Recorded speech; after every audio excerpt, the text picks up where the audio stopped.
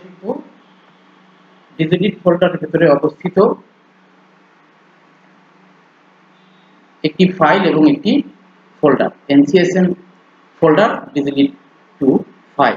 এবার এই ডিজিলিট 2 ফাইলটিকে আমরা কি করে ডিলিট করব? ওই ফাইলটির উপর মাউসের রাইট বাটন ক্লিক করে যে লিস্টটি পাবো সেখান থেকে ডিলিট অপশনটি সিলেক্ট করব।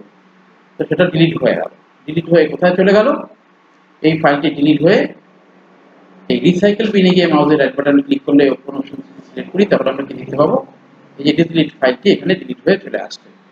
এবার আমরা এই ডিলিট ফোল্ডারটিকে কি করব? যেহেতু এটা ডিলিটটা টেম্পোরারি ডিলিট, কেন? ডিলিট করলে যে ফাইলটা বা ফোল্ডারটা গিয়ে রিসাইকেল বিনে জমা হয় সেটাকে বলা হয় টেম্পোরারি ডিলিট।